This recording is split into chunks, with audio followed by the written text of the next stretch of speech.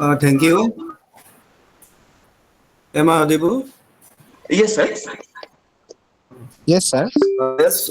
Okay. It is my great pleasure to welcome you all to this 3-day faculty development program on classroom communication for teaching and mentoring.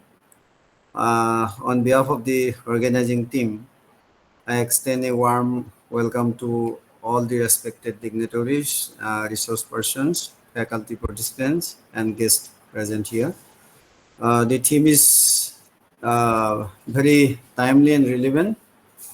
As teachers, effective communication is at the heart of what we do, whether we are delivering lectures, uh, guiding students, or supporting them as mentors.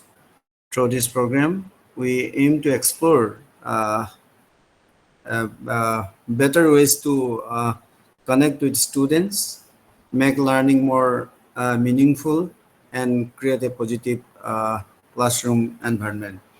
So এই তিনিদিনীয়া হ'ব লগা যিটো FDP এইটো বৰ এটা গুৰুত্বপূৰ্ণ বুলি মই ভাবিছোঁ, কাৰণ ছাত্ৰ ছাত্ৰী শিক্ষক শিক্ষয়িত্ৰী আমি ইয়াৰ লগত যিহেতু জড়িত হৈ আছোঁ, গতিকে আমি আমাৰ কাৰণে বৰ উপযোগী বুলি ভাবিছোঁ। আৰু যিটো টাইমলি এৰেঞ্জমেণ্ট হৈছে বুলি মই অনুভৱ কৰিছোঁ। মই আশা কৰিছোঁ যে আপোনালোক সকলোৱে ইয়াত সক্ৰিয়ভাৱে সহযোগিতা আগবঢ়াই এই যি FDP প্ৰগ্ৰেম, এই প্ৰগ্ৰেমটো ছাকচেছফুল কৰিব। আৰু পুনৰবাৰ আমাৰ অৰ্গেনাইজিং কমিটিৰ ঘনকান্ত বৰুৱা মহাবিদ্যালয় আৰু মায়ং আঞ্চলিক কলেজ, তিনিওখন আমি মহাবিদ্যালয়ে এই FDP প্ৰগ্ৰেমটো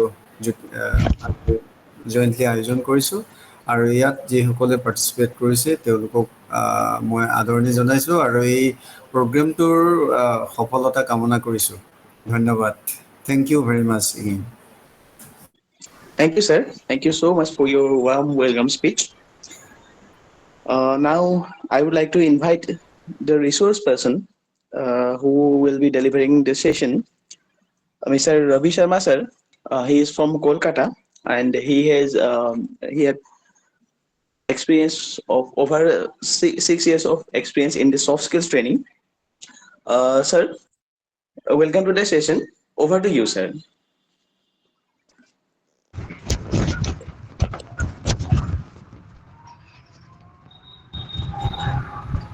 Yeah, thank you, Mr. Medhi. Am I audible and is it clear? Yes, sir. Loud and clear, sir. Thank you so much. Uh, Let me first share my presentation and then we'll start.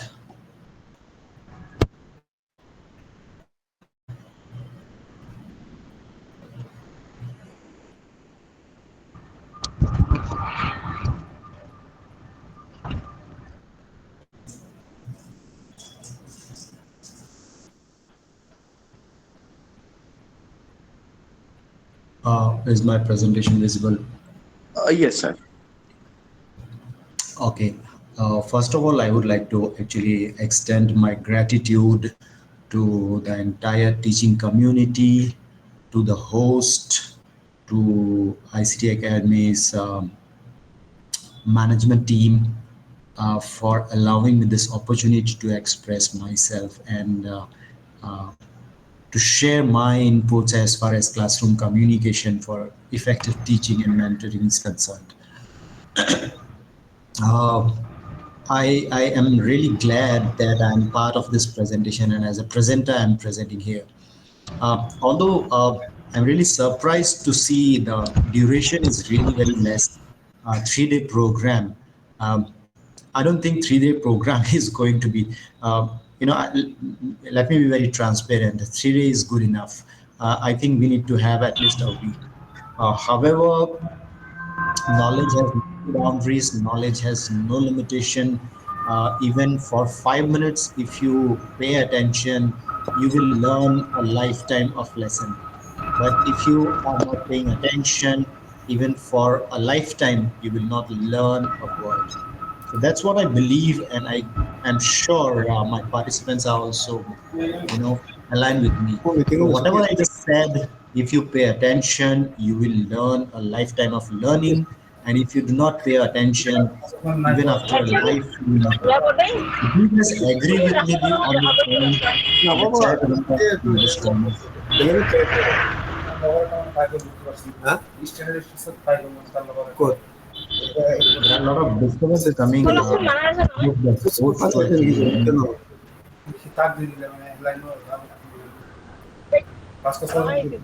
এটা তো উপায় নাই আৰু ন, যে কিবা কৰিলেতো ইয়াতে মেচিন পাৰ্চেণ্টেজ হিচাপে A যিমান lot of external voice is coming and a lot of disturbance is coming.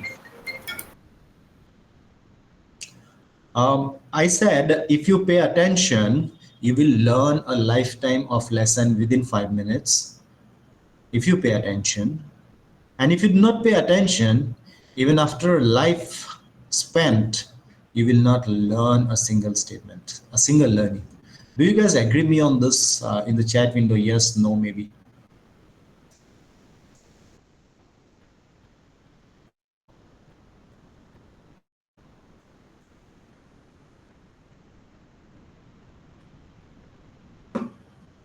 I'm not getting any response, so I believe I'm audible to all the participants.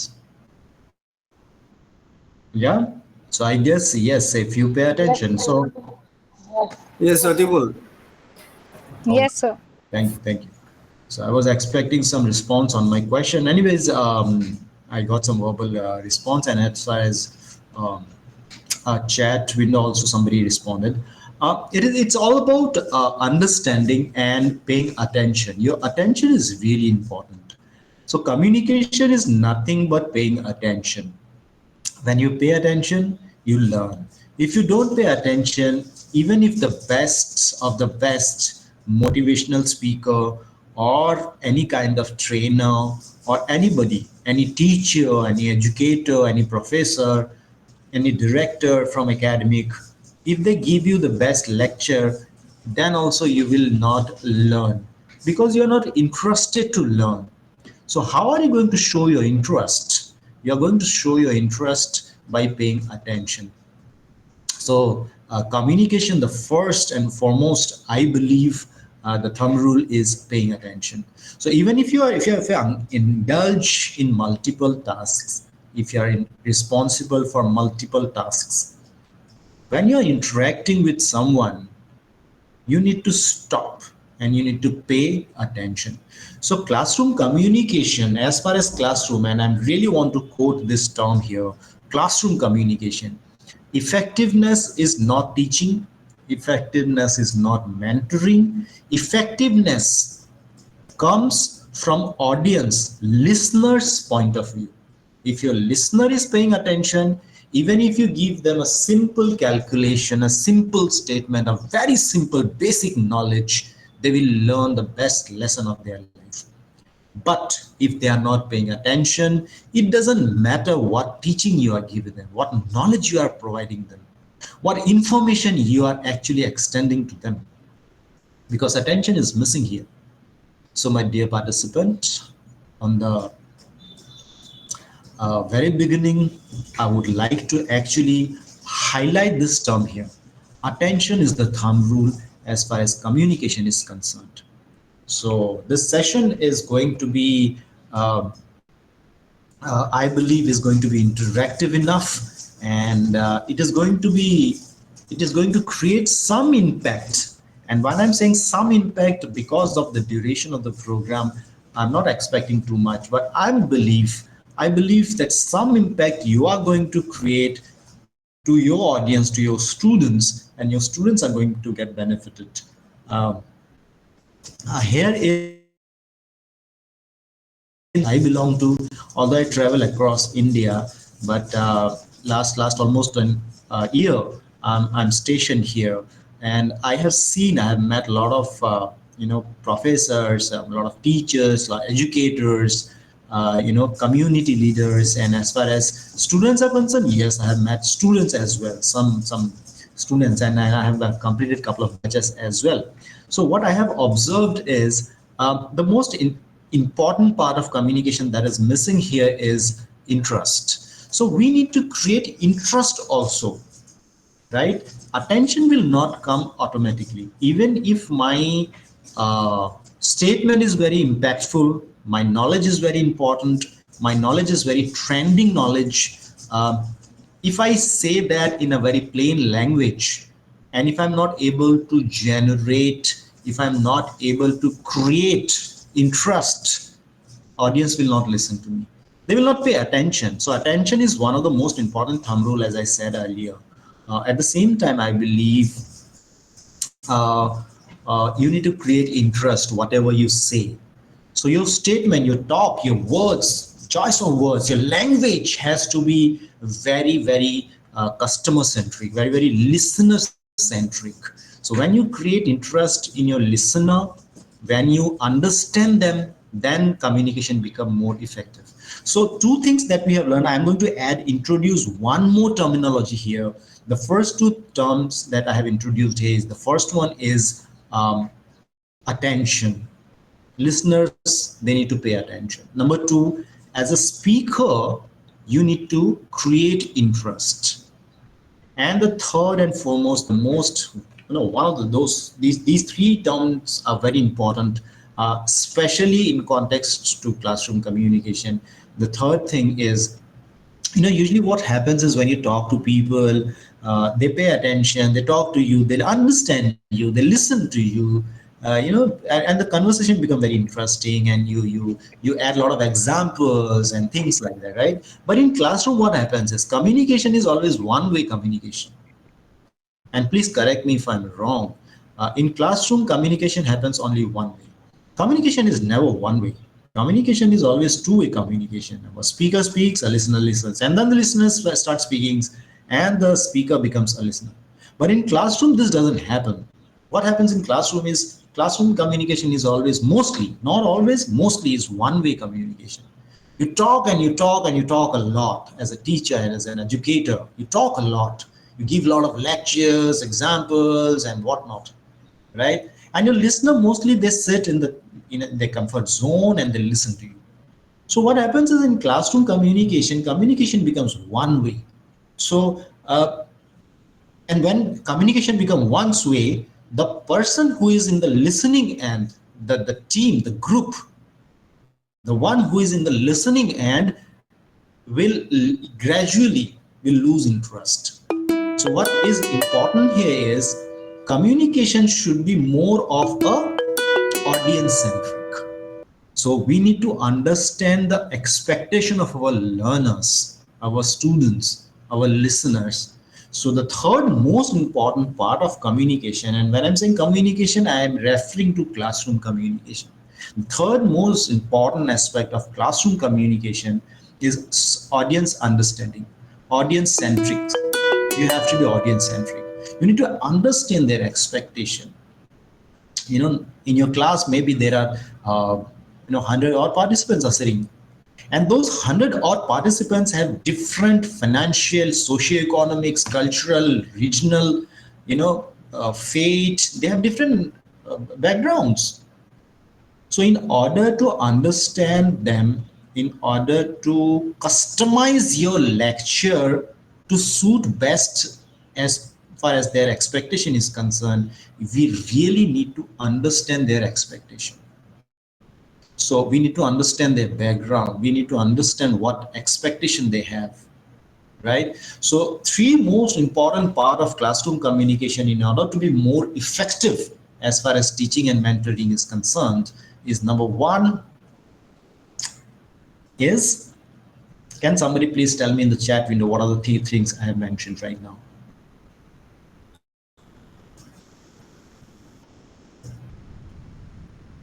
Attention, interest, and expectation. These are the three things I just spoke. Attention, interest, and expectation. AIE. So this is the theory that we have. When you do this, your classroom communication, your effort becomes very easy.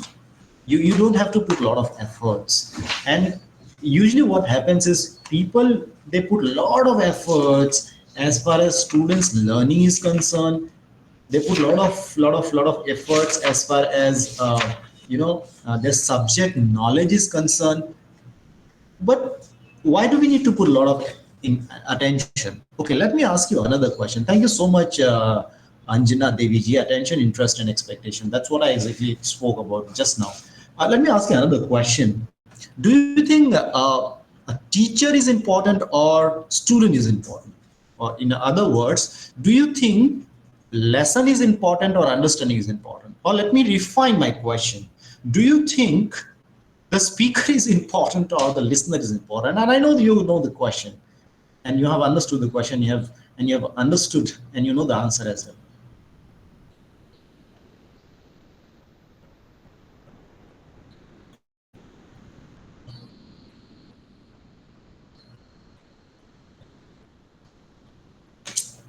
My question is, do you think teacher is important or student is important? I'm sure you know the answer. Students are more important. Teacher is not important. Teacher was never important. It's always the student. It's always the listener. It's always the person who is then the listening end. And we all know this. We accept this. Because as a teacher, for me, my students are limited. Somebody is saying teachers are important. Okay, maybe teachers are important. But do you think we have a lot of teachers a college will run, or we have limited teachers but a lot of students a college will run? How and why a college will run? College is that runs because of students. An institution runs because of the student. A community, runs because of the listener, because of the audience. It's always the receiver person, the person who is in the receiving end is always more important. Although this is a point of debate, and I guess I'm sure had it been a lot of time, we could have a held a discussion. Both are important. I partially agree with that. Neeta Sharma ji, I partially agree with that. Both are equally important. If you're saying that, then I will partially agree with you. But I believe it's always the student, because my knowledge is not going anywhere. My knowledge will always improve based on the question asked by my audience. If my audience will say, what is A? I will say apple. And then next time if somebody will say, what is A? And I will say apple, they will say, okay, thank you. And every time somebody will say, what is A? And I'll say apple, and I'm okay with that. So my learners, 10 learners will ask me 10 times, what is A? And I will say, is apple. And 10 learners will learn. But as a teacher, for me, it's always apple. Next time somebody is going to ask me question, what is A? And I'll say apple, and they will say, what else? What else? The moment they will start paying attention to my answer, they will pay interest to what I'm saying, and they are also interested in learning what else could be A. And now I need to understand what their expectation. The moment I will understand their expectation, not every person will expect A for apple. So I need to add something new here. And the moment I will add new, considering the expectation of the person who is asking me question, the learner, I will also learn something new. And at the end of the day, when I'm done with all the A's, and if somebody else comes again and says, what exactly is A? And my answers are finished. Now at this moment, student become more important, because I am also going to be a student. I'm also going to be another student, because I'm going to learn something new in order to help my audience learn something new. So teacher is, yes, very important, but ultimately we all are a learner for lifetime. Our learning never ends. So I welcome all of you to this faculty development program on classroom communication for effective teaching and mentoring. And I believe this session is going to be beneficial for not only you as a listener, but me also as a speaker, because right now I believe more important is you who is actually sparing time and coming here, attending this session. I don't know from where, I believe from Pan India, or maybe from Northeast, or what geographical location you are attending this session. If you're listening to me and if you're paying your attention and you're paying interest, I will definitely try to satisfy your expectation. And that's what I started with. That's exactly what communication is all about. So I welcome all of you to the session. Um, Moving on to the next slide, let me change the slide.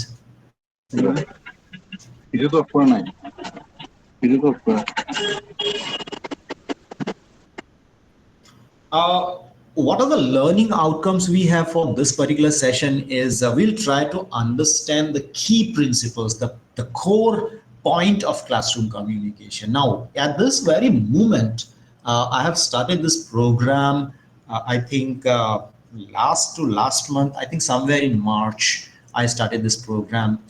We started ICT Academy, started this program in the month of, I think, uh, August or September last year, and a lot of modification, a lot of changes have, we have observed a lot of changes in this presentation and in the teaching learning process. Uh, so when I say classroom communication, I believe what we started with and what current scenario is, there is a gap.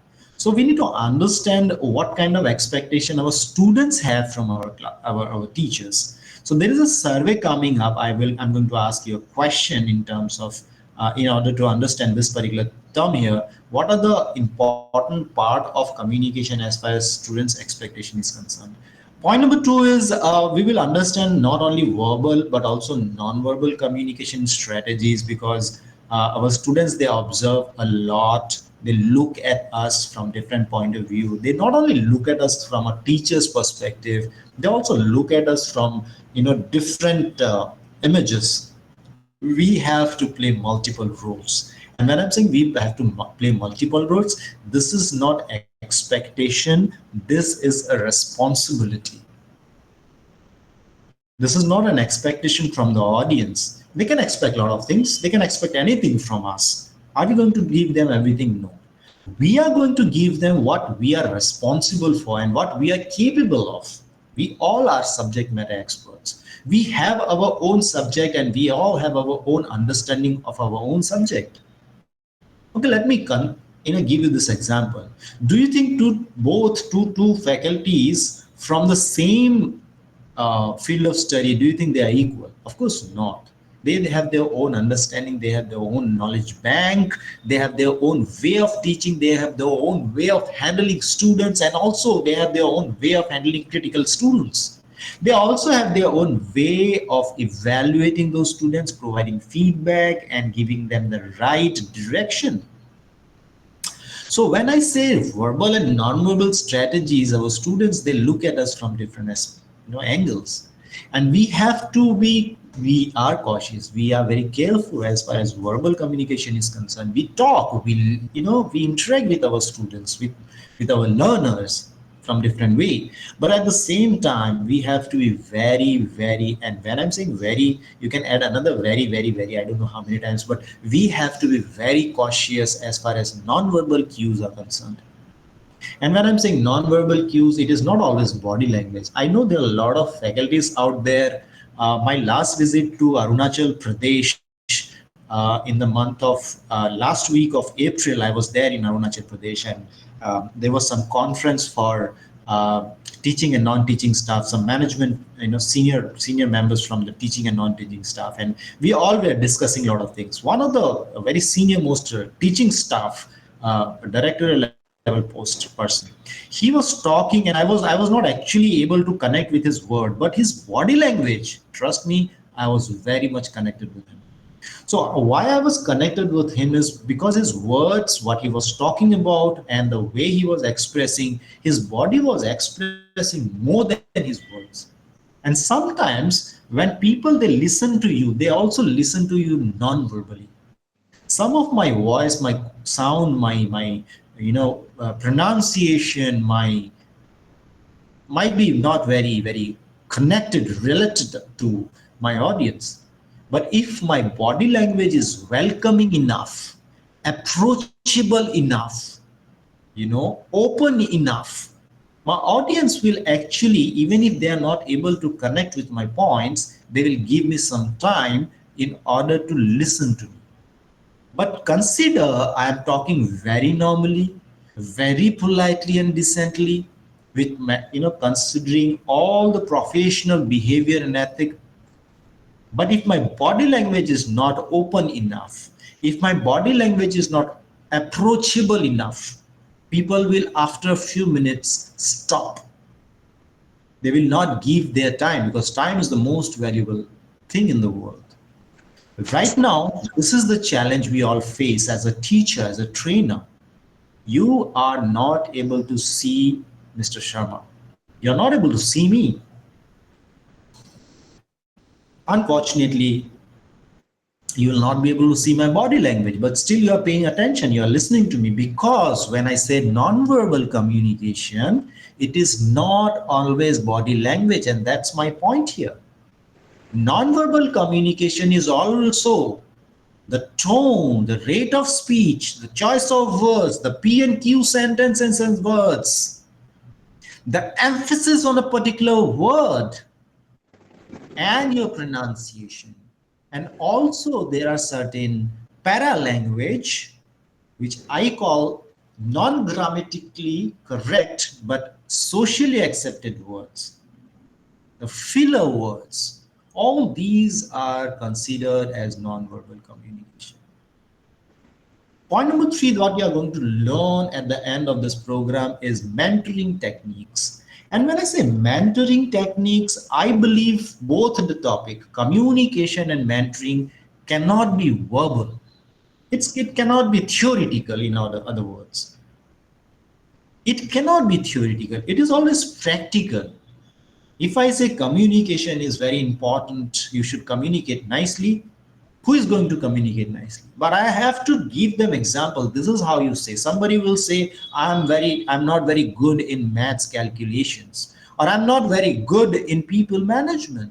I'm not very good in managing finances. This is one way of saying it.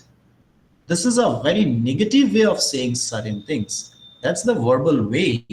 But what is the practical way of saying those sentences is, I am working on my financial savings or my financial strategies. I'm learning how to be good with people management. That means you are not good, but you're trying to improve it. So there is always a way of saying negative things positively, turning any kind of negative word into a positive word. That's how we communicate. And when I said these kind of examples, people will learn more. Instead of saying, I'm sorry, I'm late, you say, I thank you for waiting for me. That's how we actually appreciate. It's not that I'm feeling bad about why I was late. It's always that I appreciate you are waiting for me. So there is always a way of saying a positive way, and there is a way of saying negative way. So I believe communication and mentoring, for that matter, cannot be theoretical. It is always and always practical. So we are also going to look at what are the mentoring techniques we have considering the classroom context, and we also try to give each other certain feedback, and that's how we are going to make this session more practical. Point number says, handle communication barriers and diverse classroom situation. That means there are not all students are going to love you, my dear faculties. Trust me, this is the reality, the harsh reality of classroom context. If there are 50 odd participants, a minimum of 30 or 35 or 40 students are going to follow you. Out of that, 50% will love you and 50% are actually forced to love you because you are a teacher.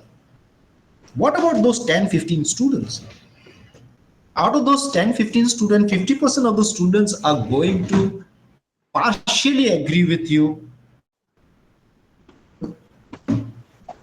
But out of those 15%, 7 to 8 people or 10 people are going to partially like you, but 5 or 6, or there are at least 2 or 3 students, they are going to hate you for what?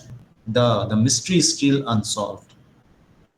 And I believe our job is not to please our students. Our job is not to, make them like us.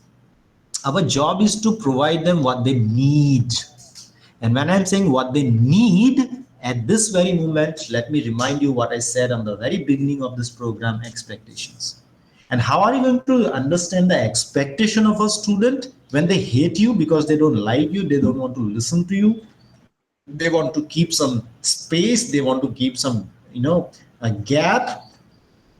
That's where our experience, our subject matter expertise, and our love for this job is going to work on, is going to come into picture. When you show them how much you are interested to come to your class, they will also show their interest to come to your class. When you show them how interested you are in order to teach them, they will also show interest in order to learn what you are going to teach them. So it's not just always one way. As I said, classroom communication is totally different from what we know as what communication is all about. Classroom communication is, I don't know, for ages, in classroom, in colleges, institution, everybody is talking about the same thing. But I think this is the right time to see communication from a different context. This is the right time to actually have a good, I will not say discussion, I will say debate. It's a matter of debate to talk about what exactly is communication. What exactly is our classroom communication? Because communication is something else that we all know, you and me, we all understand communication, but classroom communication, we might know, we don't understand. So we need to understand those difficult learners. They are not easy to talk to. They are not easy to deal with. They have their own problems or they have their own set of expectations. We need to deal with them. And we need to deal with them very gently. Because at this very tender age, what we are going to give them will remain for the rest of their lives. What we are going to teach them will become their core, their principles. And that will decide whether they are going to be a good citizen or not. That will decide they are going to contribute in the nation building or not. That will decide whether they are going to be the future leader or not. And that will at the same time will also decide whether they are going to give back to the society or they are going to take from the society. So we are not just creating a student to preparing a student to pass the final examination. We are actually creating a citizen for the next generation. We are actually creating a leader for the future generation. And that is going to be a very different and difficult context, very difficult situation for a teacher. And when I'm saying all these things, no, a lot of people they come forward and they say, so they say that what you're talking about is purely a higher, and when I'm saying higher, upper higher, top level academic context. In ground level like UG, in ground level like government colleges from where the students are from a very remote and humble background, these theories doesn't work. And to answer those people, to tackle these kind of statements, I would just say one simple sentence, and I really want people to come forward and counter me. I would just one thing. Do you think a student from uh, you know, Charles College, George College, a student from some Assam Engineering College somewhere in Assam, a student from IIM Guwahati or IIT Guwahati, a student from IIT Delhi, a graduate student from Delhi University, Madras University, do you think there is any difference in those students? The course curricula is same. The degree diploma is same, their age is same, their gender is either male, female, or other. Almost 70 to 80 to 90% of the things are same except their religion, their faith, their social accountability and acceptability, and their socio-economic status. Only there is these are couple of things which is different, and that also is not very countable as far as learning is concerned. And we all have a lot of examples. People from a very diverse, very humble background, sometimes they become IPS, IAS officers. Recently, I have this experience. This rickshaw puller father was a rickshaw puller, and the daughter, she cracked the NEET examination. The daughter or the son, I'm missing it here. He cracked or she cracked the NEET examination, and everybody was shocked. Some people even made a very controversial statement. There is some, you know, unethical practices going on. Whatever the case may be, our students are same from south to north to west to east or whatever you talk about. In this nation, everybody is getting equal opportunity and equal level of education. Our teachers are same, right? If I transfer you, if we transfer you, don't get me wrong. If we transfer you to a university or college of your on your same departments to some other state, will you not be able to perform? Will you not be able to teach them? Then same time, our student from any place, they should go anywhere and they should be able to learn. So there is no difference. Then why this they ask this question? This question, I believe, is a kind of shield some people are using in order to hide their flaws, in order to hide their failure, in order to touch students and empower them to make or to give them proper guidance to fight or to stand at par with the rest of the geographical locations. My maximum, most of my statement actually uh, is based on practical. I don't study, I do a lot of Google, and I learn a lot of from the learning websites. But when I talk to my audience, and especially audience, matured audience, stable audience like faculties, I always raise these kind of concern. So please try to understand, things have changed, situation has changed, time has changed, our students have changed, our syllabus have changed. Government is pushing a lot of FDP related and a lot of, you know, changes in the academic one nation one education policy kind of thing. Still there are diversification. Still what we are teaching to our student in West Bengal,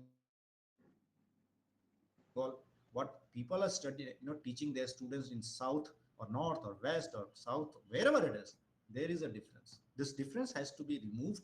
Our students should be given equal opportunity and equal learning, platforms, so that they stand at par with the rest of the world. And finally, my dear participant, on the final day, we will try, if time permits, we'll talk about digital communication tool, because things have changed. We are no longer in the pre-pandemic era. That these 5 years have changed the entire world entirely. What used to happen before 2020, it is no longer valid. People used to say, do not touch your mobile, pay some attention to your books. Now people are actually taking loan and buying smartphones for their kids, and they're saying, use this mobile phone and do something. Facebook is no longer a place to waste their time. Facebook is an opportunity to earn money and gain knowledge and showcase your talent to the rest of the world. And why only Facebook, Instagram, or Squarespace, or you talk about any social media site? Things have changed drastically. It is you and me, it is on us how we are using that platform. Right now, what presentation we are looking at is created by an AI bot, artificial intelligence. This presentation is, I have not prepared this presentation. Why? Because I was last 3 days, I've been traveling extensively, back to back flights, back to back buses, back to back taxis, and back to back meetings and people and training and teaching and whatnot. And I do not have my laptop with me. So what I did is, this morning I had some time. I asked AI to create a PPT for me. And you know what? AI understood, because I have my own login and I'm using a paid AI tool. AI understands what, RS, people, they call me RS, by the way. So what RS understands and how RS works on things, he understood my liking and my style, and they created it. I did a couple of modification, yes, that's true. I customized it as per my requirement and my need, and understanding the audience level. I have professors, senior faculty members from different colleges, especially from government colleges, I believe. So I have made it. So we need to understand those digital tools in order to cater our students. And our students are no longer students, they are digital students. Our learners are no longer learners, they are digital learners. They are e-learners, I call them e-learners. So in order to stand at par, and I'm saying as a faculty, even if I have a PhD, even if I have a double master degree, even if I have a triple degree, even if I have a 10, 15 professional diplomas, I don't know how many qualification you and me have. If we start talking about how many books I have published, how many thesis paper I have published, and how many thesis paper you have published, I think it will be another few hours. We will not be able to finish. We have done a lot of things, but do you think we still stand equal to our students? I believe somewhere we are lagging behind. Somewhere, sometime we are struggle with certain things, and our students, they come forward and they say, "Sir, wait, let me help you. This is how it is done. The easy way it is. This is how it is done." We are still struggling with the traditional techniques, and they come up with some modern techniques, and they just do magic. So that's the kind of students we are dealing with. We are no longer, another word, in another way of putting it in another way, I think we are not dealing with students. We are dealing with somebody who is an opponent. They are, I already know it. Our students be like, I already know this. Please correct me if whatever I know, is it correct or not? They have not come here to learn. They have come here to understand that whatever they know is correct or not. Or is there anything else or not? So that's the kind of learners we are dealing with right now. And you see right now, RS, what you guys know a lot of things. Communication. Seriously, you guys have come here to learn communication? Of course not. You already know communication. In fact, you're far, you know, away from me. You're higher level in communication. You're you're dealing with students day in and day and night for the last 10, 15, 20, 30 years. I've met a lot of educationists who have been into academics for the last 30, 40 years. And I know that you are not here for understanding communication, classroom communication, or mentoring. You already know all these things. But this is what I'm talking about. Am I going to learn something new as far as digital era is concerned? That's why you are here. So I'm not dealing with learners here. I'm dealing with here with people who already know a lot of things, but there are certain things they just wanted to understand whether they know it correctly or not, or if there is something new or not. At the same time, you are also facing the same challenge, I believe. You also deal with students who are not there to learn. They already learned it. They are here because they want to understand whether they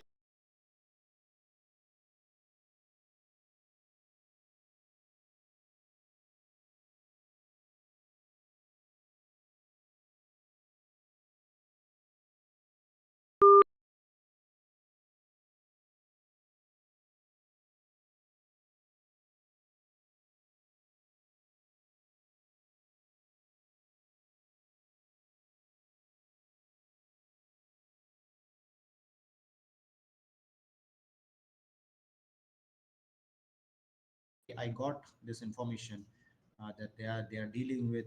They are doing wonderful as far as India is concerned. They are also trying to extend, I guess, somewhere into outside of India. They have already signed MOUs with some university and colleges, and they are going to bring a lot of beautiful cross country, cross nation, uh, academic knowledge exchange programs. They are going to believe. I believe they are going to bring to our nation, and also they are going to give our theories to rest of the world. So I wish someday somewhere our roads will cross and we'll physically sit together. And my sessions are mostly debate based, so I'm really looking forward to have that kind of debate based learning. What is the program agenda? what is your learning journey for the next 3 days? Is day one. What we are going to talk today is the foundations of classroom communication, which I have already led. I am sure I have raised a couple of questions that you are going to definitely spend some time to think about. Um, that's what is the foundation course on day very first day today. Day two, that is tomorrow, we are going to talk about strategies in teaching. And when I'm going to talk about when I say teaching, when I use the term teaching here, I'm not going to talk about teaching. I'm going to talk about teaching learning experience. So strategies in teaching learning process. So how verbal and non-verbal communication can create an impact. I would say impactful. Uh, Impression as far as our e-learners, our digital learners are concerned. And on the very last day, which is going to be, I guess, Friday, third day, we are going to talk about mentoring and digital era. Um, Mentoring is a very basic thing. Um, Mentoring is not providing the right information to our students. That's not mentoring. Mentoring is not hand holding. Mentoring is also not limited to uh, guiding the needy. Mentoring is beyond that. And when you connect mentoring with today's, this digital era, digital generation, the role, the expectation, and the responsibility of mentoring changes entirely. When we did our PhDs, when you did your PhDs, remember that mentor. He was so what um, always unhappy, not satisfied, always furious, always disappointed. It was not easy to please our mentors. Do you remember that? But nowadays, mentors are actually waiting for people to come and talk to them. They try to please their audience so that they don't run away. That is not mentorship. Mentorship is kind of a person who works on a coal mine, blasts the coal mine, washes the coal mine, brushes the coal mine, and out of then they bring the black diamond out of those coal mines. It is not easy to get coal, right? It is not easy to create a, a, a beautiful ring from a stone. You need to do a lot of practice, lot of things, lot of you have to go through those levels. That was something we experienced. But nowadays what is happening is, because of course is the accessibility, the availability of knowledge people get from everywhere. So let me ask you at this very, before I wind up my session, let me ask you a question. Let me post a poll question in the chat window. I want you to answer this question. This is related to our communication only. So I've just posted a link on the chat window. I want you to click on that link and I want you to answer that question, whatever is there. Okay, let me see what question, how you are answering that question.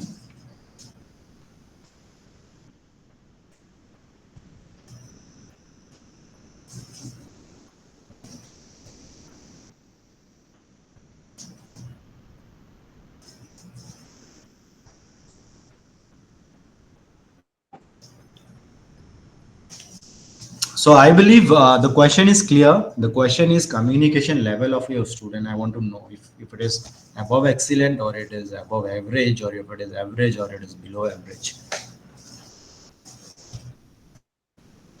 I request the host to actually announce in their local language to all the participants to answer this poll question.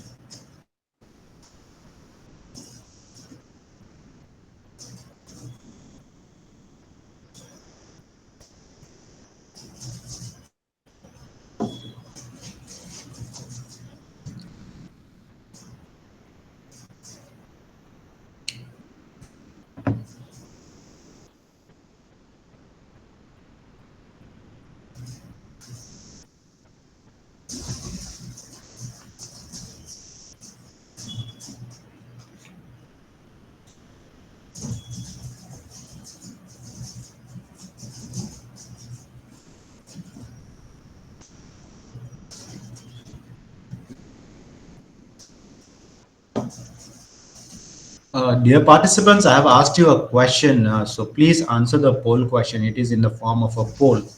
I want you to click on the link and